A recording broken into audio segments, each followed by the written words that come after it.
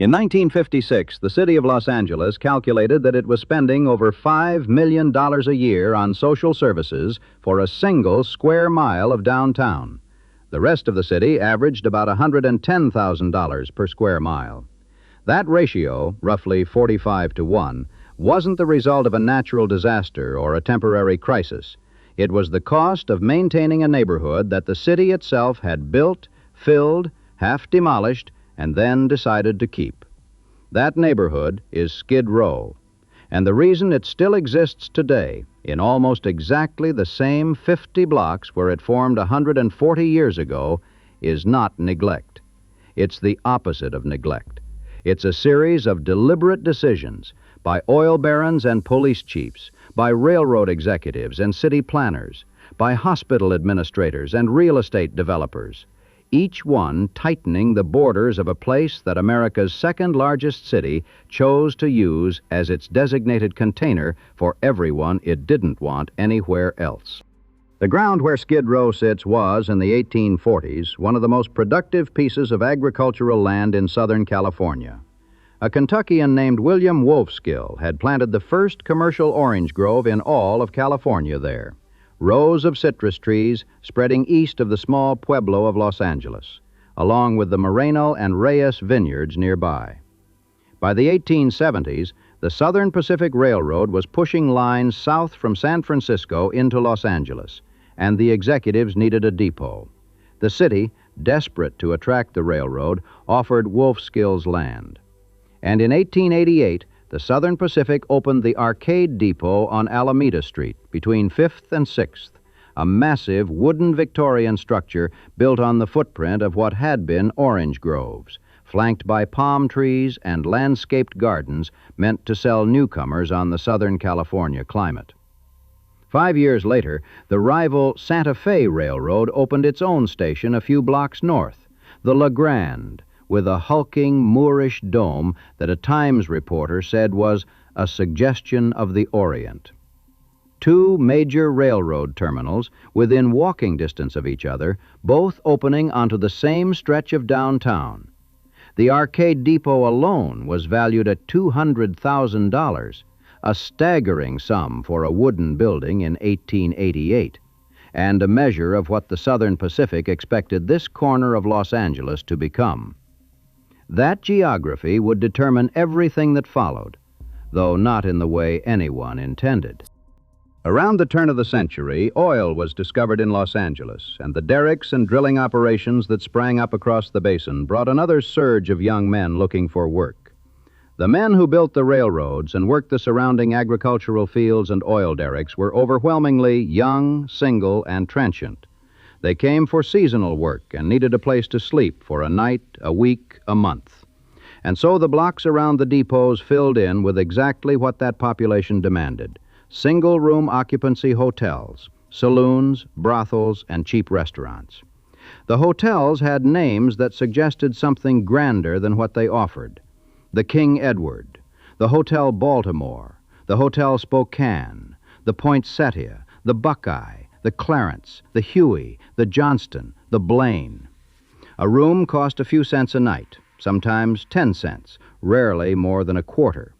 The rooms were small, a bed, maybe a chair, a shared bathroom down the hall. The clientele rotated constantly. A man might check in on payday and check out when the money ran dry, then sleep in a doorway or a mission pew until the next job came through. The saloons did a steady business because drinking was the primary entertainment available to men who worked with their hands and had no families within 1,000 miles. The brothels operated in full view of the police, who collected their considerations and looked the other direction. And the area that grew up around this economy, east of the fashionable Bunker Hill neighborhood, south of the business district, hugging the railroad tracks, began to acquire a reputation. By the 1890s, the blocks east of Main Street were known informally as the domain of brothels and saloons, and the people who ran them operated with a degree of freedom that the rest of Los Angeles would never have tolerated.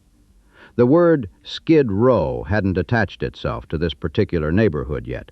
The term was still specific to Seattle, where it referred to the greased log roads that lumberjacks used to slide timber downhill. But the thing it would come to describe was already taking shape in Los Angeles. A district of last resort, built at the end of the line. The line between the respectable city and the disreputable one ran down Main Street. It still does. In December 1891, while the SRO hotels and saloons were proliferating along Fifth Street, an oil baron named Lyman Stewart decided to do something about the souls being lost inside them.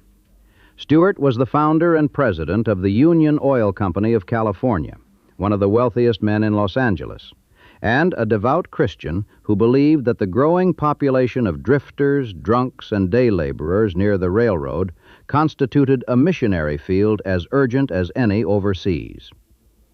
He incorporated the Pacific Gospel Union, later renamed the Union Rescue Mission, and sent gospel wagons rolling up and down Main Street and Los Angeles Street, stopping at saloon doors to offer food, clothing, and salvation.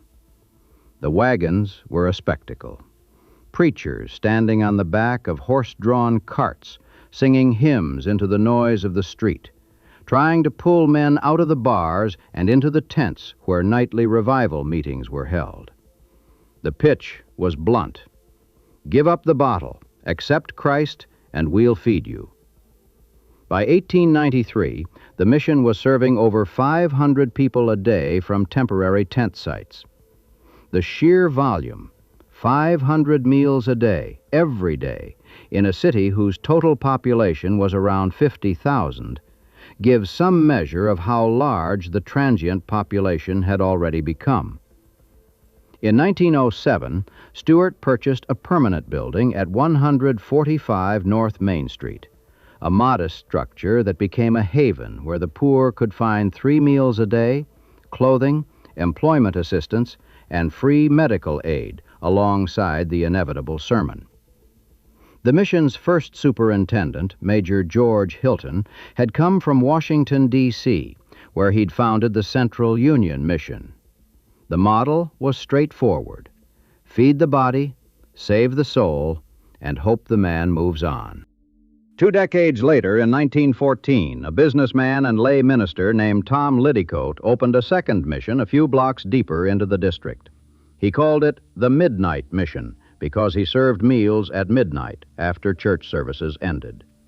Liddycoat, who people called the Father of the Poor, was working in the same territory as Stewart's operation, but with a slightly different clientele: the men who were still awake at midnight, the ones whose schedules didn't align with the rhythms of the daytime city. The Midnight Mission would become one of the most durable institutions in downtown Los Angeles, eventually outlasting most of the buildings around it. It's still there today at 601 South San Pedro Street, and it has had only 5 executive directors in over 100 years of continuous operation. The missions mattered, but they also did something that nobody fully appreciated at the time. They gave the neighborhood a gravitational pull. The saloons drew men who wanted to drink. The missions drew men who needed to eat. And together, the two forces created a population that was no longer purely transient. Some men came for a season of work and never left. The cheap hotels and the free meals and the tolerance of the streets held them in place. By the time the 1920s arrived and automobile taxis began replacing the need to stay near the railroad depots, the wealthier hotels had migrated west. The Biltmore opened in 1923, miles from the old depot district, leaving the hotels around Fifth Street stranded. The King Edward, built in 1906 by the prominent architect John Parkinson, had been a respectable middle-class establishment. Within 2 decades, it was a residential hotel, offering rooms by the week, its marble columns and grand lobby slowly peeling. The Baltimore Hotel, which opened in 1910 as a first-class reinforced concrete structure, followed the same downward trajectory. The line between a purpose-built working-class hotel and a formerly respectable hotel that had simply run out of respectable guests became increasingly blurred. Fifth Street, which had once been the way into town for visitors arriving at the depots, had grand east-facing rooftop signs welcoming travelers. Now those signs advertised rooms by the week to men who measured their lives in weeks because they couldn't count on anything longer. And then in 1939, Union Station opened on the north side of downtown, consolidating all passenger rail service into a single new terminal. The Arcade Depot, which had been the reason the neighborhood existed in the first place, had already been demolished in 1914 to make way for a newer central station. Now even that replacement was obsolete. Fifth Street, the nickel, as people had begun calling it, because a nickel was 5 cents and the street was Fifth, was cut off entirely from its original purpose. If you were on the nickel, the saying went, you were as low as you could go. The railroad had created the neighborhood. The railroad's departure sealed its fate. But the people remained, because by then there was nowhere cheaper to go. The Great Depression hit Skid Row the way a second flood hits a basement that's already underwater. The Dust Bowl drove thousands of displaced farmers and workers from the Midwest and South to Los Angeles, many of them having abandoned their families, many of them arriving on freight trains with nothing but the clothes they'd worn across 4 states. They found the cheap hotels and the missions and the relative tolerance of the police, and they stayed. The hobo camps down by the rail yards filled with men who'd ridden the rails west expecting California to be the land of opportunity and discovered it was the land of other people's opportunity. The men slept in boxcars and in alleys and on the floors of the missions, lined up in rows like cordwood. The Midnight Mission was designated California Emergency Relief Station Number 1 by the federal government, the only facility in Los Angeles capable of handling the sheer scale of human need. The designation was both an honor and an indictment. In a city that was simultaneously building the Griffith Observatory and hosting the Olympic Games, a single storefront mission on San Pedro Street was doing more to keep people alive than any government agency. The Union Rescue Mission, still operating on the funding model that Lyman Stewart had established 4 decades earlier, was providing 42% of all the free meals distributed by private charities in the city. Think about that number. One organization in one neighborhood was responsible for nearly half the charitable food supply in a city of over 1 million people. By the 1930s, Skid Row's population had swelled to an estimated 10,000 people, and what had been a neighborhood of transient workers had become something else, a permanent community of the permanently displaced. One observer at the time noted that the population was probably more motley than that in a similar district of any other American city. The motley quality was the point. Skid Row wasn't just poor, it was the place where all the different kinds of poor converged. Seasonal laborers who couldn't find the next season, men who'd come west chasing oil field wages and missed, alcoholics whose families had given up, immigrants who'd arrived expecting to build a fortune and found themselves instead in a $10 a night hotel that charged by the night because its guests didn't have next week's rent. The diversity of desperation was what made Skid Row different from an ordinary slum. A slum is a neighborhood where poor people live because that's where the affordable housing is.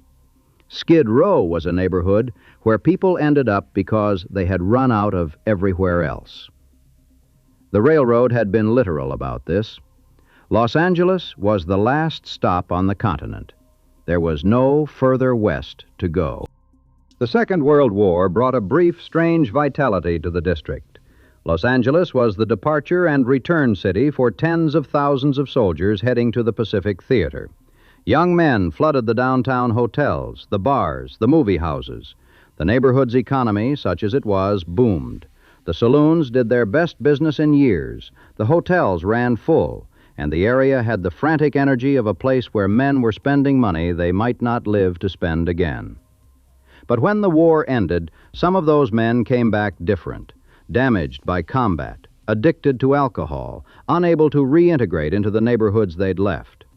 An LAPD drunk wagon regularly trolled the streets of Skid Row, throwing inebriated men into a Veterans Administration lockup on Crocker Street to sober up. The men would sleep it off, walk back to the same bar, and the cycle would repeat. The Korean War, a few years later, deposited another wave of traumatized veterans into the same few blocks. These were men who had seen things that the rest of the country preferred not to think about, and Skid Row was the one place in the city that didn't ask them to pretend otherwise. In June 1947, between these two wars, LAPD Chief Clements Horrell decided to solve the Skid Row problem the way police chiefs of that era tended to solve things. He ordered what he called a blockade raid of the entire area. Officers sealed off the streets and arrested over 350 people in a single sweep. Assistant Chief Joseph Reed announced, with evident satisfaction, that at least 50% of all crime in Los Angeles originates in the Skid Row area, and that there had been no strong-arm robberies on Skid Row for a full week after the raid. The longtime residents, the ones who hadn't been hauled away, were skeptical that this would change anything. They were right. Within weeks, the population had replenished itself, because the forces that filled Skid Row were vastly larger than the forces that policed it. You could arrest 350 people, but you couldn't arrest the economics of desperation. By the 1950s, the area had settled into a grim equilibrium. Flop houses, liquor stores, pawn shops, burlesque halls, greasy spoons, and a slowly growing constellation of missions and social service agencies. If you were on the nickel, the phrase went, you couldn't fall any lower. Charles Bukowski would write about it with a drunk's intimacy. The King Edward Hotel lobby with its peeling paint and faux marble columns, the men muttering to themselves on Fifth Street, the particular quality of having nowhere to be and no reason to be there. The Rolling Stones, passing through Los Angeles in 1970, came down to shoot promotional footage for what became the Exile on Main Street album, and Main Street was exactly the one they meant. Then the city made the decision that would define Skid Row for the next 60 years, though it made the decision in two parts, a decade apart, and the second part was meant to fix the first. In the early 1960s, Los Angeles began enforcing stricter building and fire codes on the aging SRO hotels. The buildings were genuinely dangerous. Decades of deferred maintenance, no fire escapes, wiring that predated modern electrical standards. Gilbert Morris, the city's superintendent of building, made the case to property owners in economic terms. The city was spending over $5 million a year on social services for this 1 square mile, while collecting almost nothing in taxes from buildings that were assessed as near worthless. The city gave owners a choice: bring the buildings up to code or demolish them. The code conformance orders allowed leeway for either option, which was the city's way of signaling which one it preferred. The math was simple and brutal. These hotels charged a few dollars a night, sometimes less. The rental income from men who paid by the week, when they could pay at all, couldn't support the cost of earthquake retrofitting, electrical upgrades, and fire escape installation. Owner after owner chose demolition. By July 1960, the clearance program was reported to be 87% complete in the Skid Row area. Between the early 1960s and the early 1970s, approximately 7,500 SRO units, half the total housing stock in the area, were torn down. 15,000 units became 7,500. The city had successfully cleaned up a lot of dangerous buildings. It had also, in a single decade, made thousands of extremely poor people homeless who had previously been, at minimum, housed. Not well housed, not safely housed, but housed. At the same time, just to the west, the Bunker Hill redevelopment was tearing down another 7,000 low-income units, the old Victorian boarding houses on the hill that had once been upper-class homes, then had become rooming houses for the poor. The razing of Bunker Hill displaced thousands more. And where did the displaced go? East, toward the surviving SRO hotels, toward the missions, toward the only part of downtown that was still cheap enough to absorb them. By the mid-1970s, Mayor Tom Bradley was facing a problem that no amount of code enforcement was going to solve. The remaining population of Skid Row was denser, poorer, and more visible than ever. Downtown business interests were terrified that the neighborhood would prevent the commercial revitalization of the city center. Developers were circling. The pressure to simply demolish the rest of Skid Row and scatter its population was enormous. Other cities had done exactly that, used federal urban renewal money to bulldoze their Skid Rows and build office towers or convention centers on the cleared land.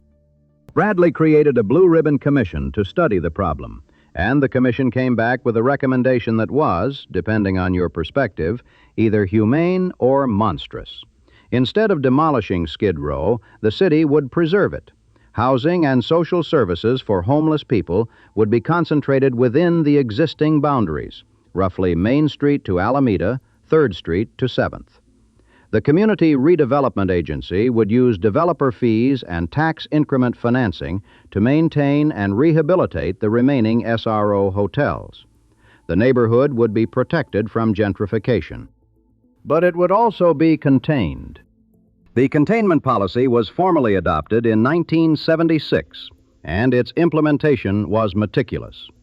On the border streets, especially Main Street, the city installed intensely bright lights, what one longtime resident described as prison lights, replacing the old decorative street lamps. The lights weren't meant to make the streets safer. They were meant to make the streets unpleasant, to discourage anyone from the Skid Row side from drifting west into the developing downtown. Police officers enforced an unspoken understanding. Stay within the borders, and you'd mostly be left alone. Cross Main Street, and you'd be moved along. The containment approach made a certain practical sense. Services were centralized. The missions and shelters could operate without NIMBY opposition, and the rest of downtown could develop without confronting its poorest residents on every corner. But it also formalized something that had previously been informal. Skid Row was now, by design, a reservation for the unwanted. The containment also had an unintended consequence that compounded over the decades. Other communities stopped providing for their own poor. If Los Angeles had a designated zone for the homeless, then individual neighborhoods didn't need to build shelters or fund social services. The homeless could simply be directed or transported to Skid Row, where the infrastructure already existed. The containment was supposed to protect the residents from displacement. In practice, it created a magnet. In February 1987, LAPD Chief Darrell Gates, backed by Mayor Bradley, the same Bradley who had created the containment policy, announced a crackdown on the homeless in Skid Row. Police and firefighters conducted sweeps through the area, confiscating belongings and clearing encampments. But this time, the city's own legal apparatus pushed back. City Attorney James Hahn, who would later become mayor himself, announced that he would not prosecute anyone arrested in the sweeps. His statement was remarkable for its bluntness. "I simply will not prosecute people for being poor, underprivileged, and unable to find a place to sleep until I'm convinced that a viable alternative to sleeping on the streets exists." Gates was furious. The sweeps were abandoned. 2 years later, in 1989, advocates won a moratorium on SRO demolitions or conversions, a belated attempt to stop the bleeding of the very housing stock that the containment policy was supposed to preserve. And then the unwanted started arriving in numbers that nobody had anticipated. In the late 1970s and into the 1980s, the population of Skid Row underwent a transformation so rapid that people who'd lived there for decades didn't recognize their own neighborhood. The first wave was Vietnam veterans. Unlike the World War II and Korean War vets who had preceded them, many Vietnam veterans returned to a country that was openly hostile to them. The missions and services on Skid Row were familiar. Some of these men had passed through as young soldiers on their way to deployment. And the neighborhood didn't judge. It was around this time that the demographics shifted decisively. Where Skid Row had been predominantly elderly, white, and alcoholic, it became predominantly young, non-white, and drug-dependent. The second wave came from the state mental hospitals. Beginning in the late 1960s and accelerating through the 1980s, California and the federal government moved aggressively to deinstitutionalize patients with severe mental illness.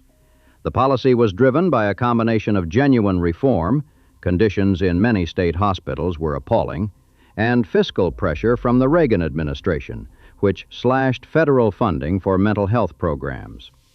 Tens of thousands of patients were released into communities that had no infrastructure to support them.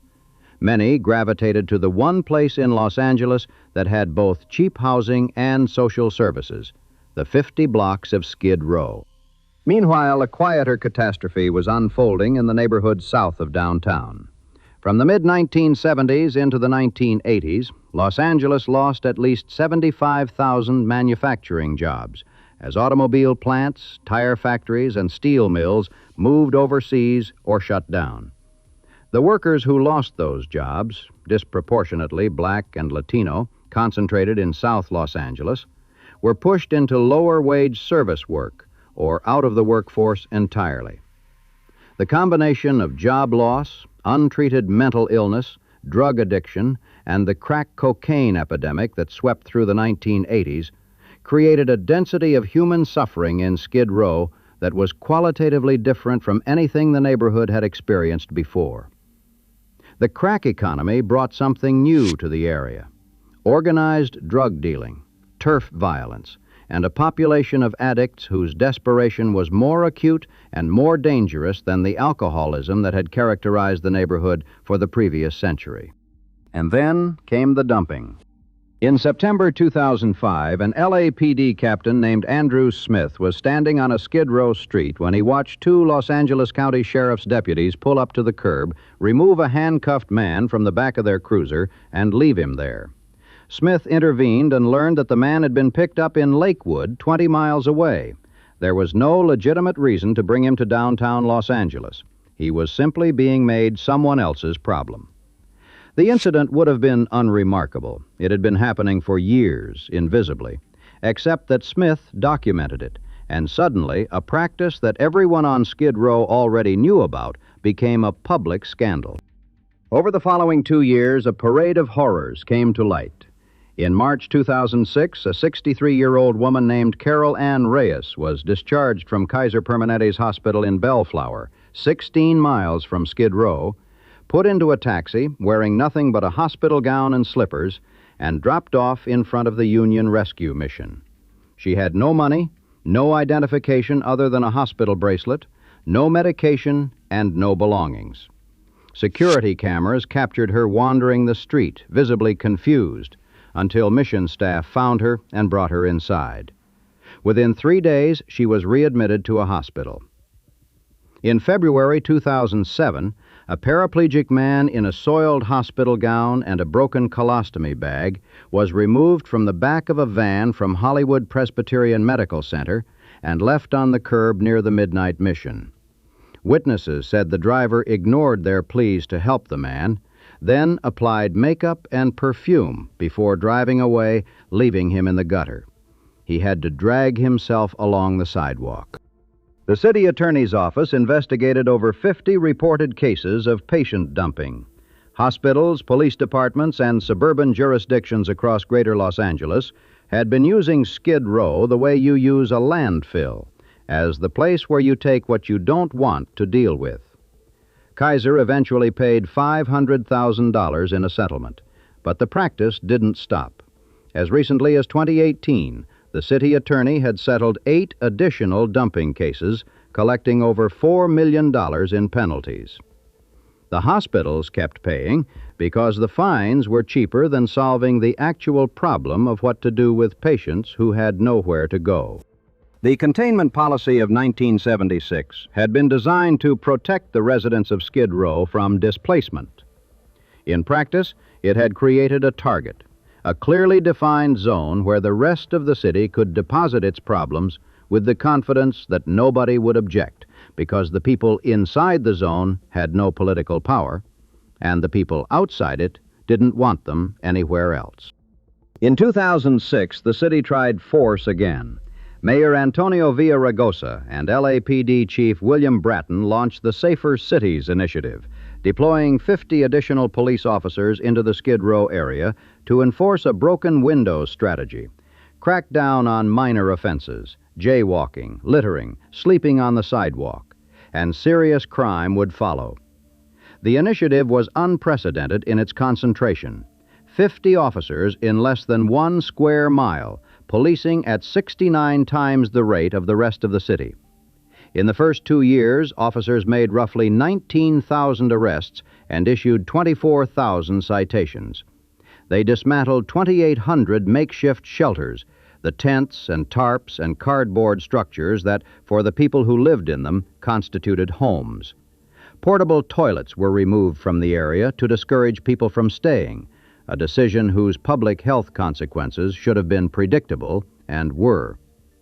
1,200 people were arrested specifically for unpaid citations, fines levied against people who, by definition, could not pay them, which then converted into arrest warrants, which then made it impossible for those people to get jobs or housing, which kept them on Skid Row. Drug convictions, even for quantities valued at less than $20, permanently disqualified people from public housing, food stamps, federal financial aid for college, and welfare. The program cost $6 million a year in personnel alone, more than the city's entire annual budget for homeless shelters and services.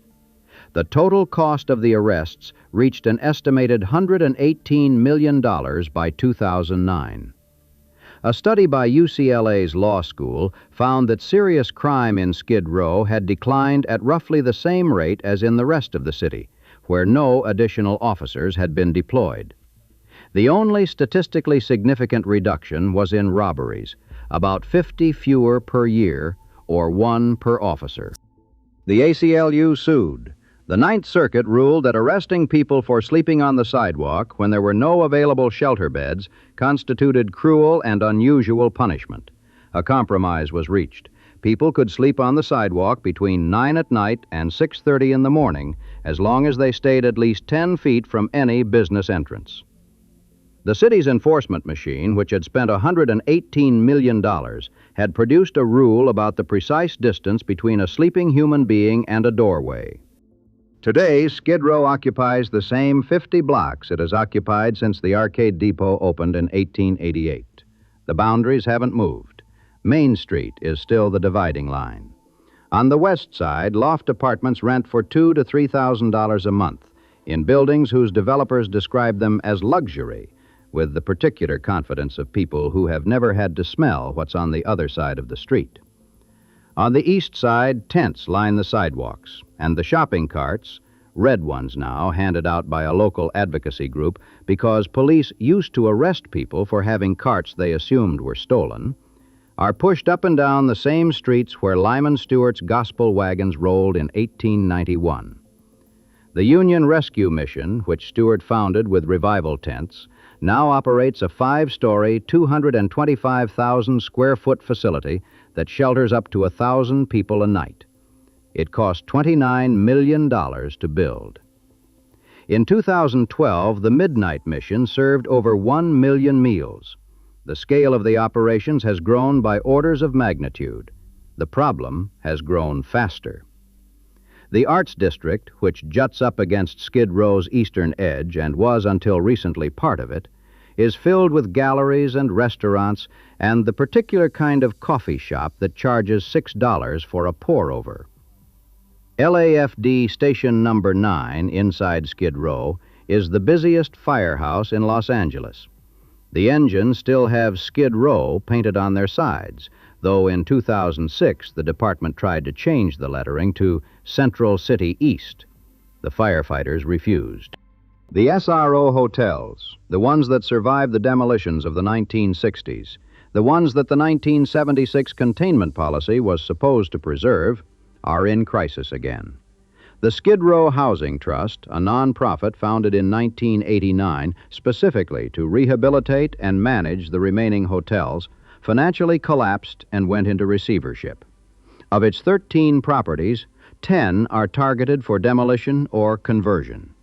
SRO Housing Corporation, another nonprofit, reported that 10 of its 15 buildings were operating at a loss. The AIDS Healthcare Foundation spent nearly $200 million acquiring 16 properties in and around Skid Row and poured another $30 million into repairs. But investigations found deplorable conditions inside: clogged toilets, cockroaches, broken windows, and the foundation reported losses of over $15 million in 6 years of operations. The buildings that were built a century ago to house railroad workers for a few cents a night are now, despite hundreds of millions of dollars in investment, still providing roughly the same level of accommodation. The city is talking about tearing them all down and starting over. The estimated cost of rebuilding just the Housing Trust's portfolio is $500 million. The mural on San Julian Street, painted by volunteers in 2014, is formatted like a city limits sign, the kind you see when you cross from one municipality into another. It reads, "Skid Row City Limit, Population Too Many." It includes a map showing the official boundaries of the neighborhood, as if Skid Row were its own jurisdiction, which in a sense it has always been. The containment policy was never a legally binding agreement. It was never zoned. It was never voted on by the residents who lived inside it, but it has functioned for half a century as effectively as any border. General Dogon, a community organizer who has lived in Skid Row for decades, in both low-income housing and on the streets, describes it simply. Main Street is the dividing line between the haves and the have-nots. Homeless people sleeping on one side of the street, loft buildings on the other side. That line wasn't an accident. It was drawn. What makes Skid Row different from every other troubled neighborhood in America is not the severity of its poverty or the scale of its homelessness, though both are extreme. It's the fact that the city chose it. Other cities demolished their Skid Rows, used urban renewal to clear the land, scatter the population, build something new. Los Angeles looked at its Skid Row in 1976 and said, "We need this." Not the people, the place. We need a place to put them. And having designated the place, the city then spent the next 50 years filling it, with displaced residents from Bunker Hill, with veterans from 3 wars, with patients released from mental hospitals, with people dumped from suburban emergency rooms in their hospital gowns.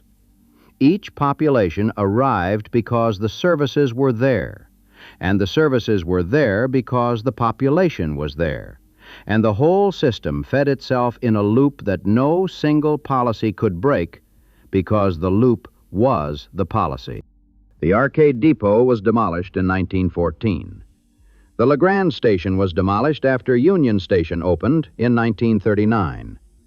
The orange groves that William Wolfskill planted in the 1840s are paved over, the vineyards long gone, the Victorian mansions on Bunker Hill razed and replaced with corporate towers.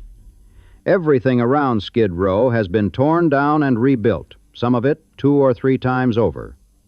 The neighborhood itself, the 50 blocks, the missions, the tents, the shopping carts, the bright lights on Main Street remains.